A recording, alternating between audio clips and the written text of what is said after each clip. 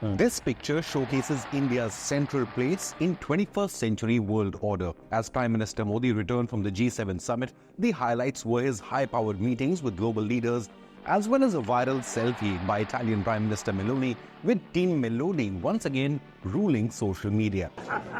Hello from the Melody team!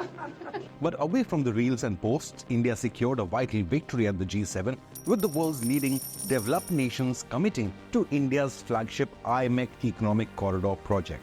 India's IMEC aims to challenge Beijing's Belt and Road and present a new alternative to the Chinese supply chain that broke down during the pandemic, which emerged from Wuhan and crippled the world. The G7 countries consist of Germany, the United States, Italy, Canada, Japan, the United Kingdom and France. But before 2030, India will have a bigger economy than all of these nations except the United States. Prime Minister Modi took to the platform X and posted, quote, "Had a very productive day at the G7 summit in Apulia, interacted with world leaders and discussed various subjects. Together, we aim to create impactful solutions that benefit the global community and create a better world for future generations. I thank the people and government of Italy for their warm hospitality," unquote. Now, the G7 summit was held in a luxury resort in Italy's Apulia region. Apart from the intense discussions that took place between India and other member nations, the highlight of the summit was certainly the Melody selfie, to which Prime Minister Modi responded with, "Long live India-Italy friendship." This was the first foreign visit by Prime Minister Modi in his third term, as he was invited by Italian Prime Minister Giorgia Meloni, who was chairing the G7 meeting. Italy is also said to be a key pillar of the IMEC project and a gateway for Indian goods and manufacturing products to enter Europe. G7 also witnessed India's soft power on the rise, with Prime Minister Meloni greeting European Union Chief Ursula von der Leyen with folded hands. In another video, she can be seen welcoming German Chancellor Olaf Scholz with a namaste.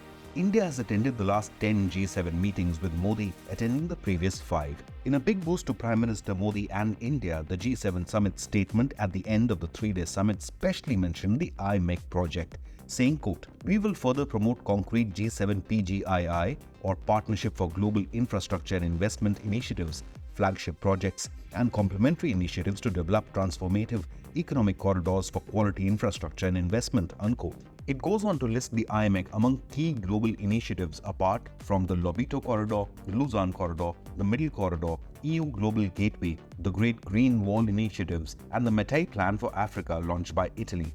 So how can the IMEC make India a central pillar of the global supply chain? The project is being termed as a bridge between the East and the West and India's Queen Gambit against China's Belt and Road. Announced during the sidelines of the G20 summit in 2023, the IMEC is more than just a grand economic project. It also has a lot to do with India's geopolitical positioning. The corridor includes railroads, ship and road transport routes spanning across 4,800 kilometers. It consists of the East Corridor that will connect India to the Middle East and the Northern Corridor that will connect Middle East to Europe. The corridor will provide a reliable and cost-effective cross-border ship-to-rail transit network, cutting logistics expenses.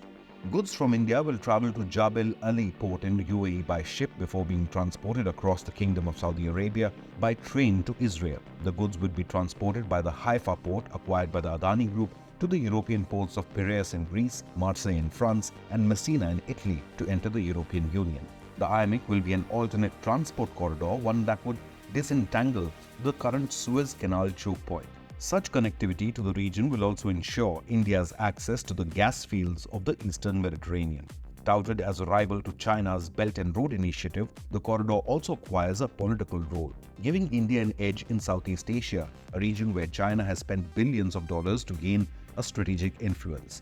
India's proposal of linking IMEC to its eastern transport projects will offer the Southeast Asian or ASEAN countries an alternate to China. World leaders at the G7 summit also reaffirmed their dedication to a free and open Indo-Pacific governed by international law and called out the unfair business practices carried out by China. Meanwhile, India hopes to bag another possible pact with the United Kingdom in the form of a free trade agreement between the two nations soon. Prime Minister Modi reaffirmed the strengthening strategic partnership with British Prime Minister Rishi Sunak as they met on the sidelines of the G7 summit. The two nations discussed the Roadmap 2030 and progress on the FTA negotiations. However, the pending issues regarding the FTA will only be sorted after the general elections in Britain. Indian Prime Minister said, I quote, "There is great scope to deepen ties in sectors like semiconductors, technology and trade," unquote. So the big question is, will IMEC and the FTA with the UK help India challenge the Chinese Belt and Road?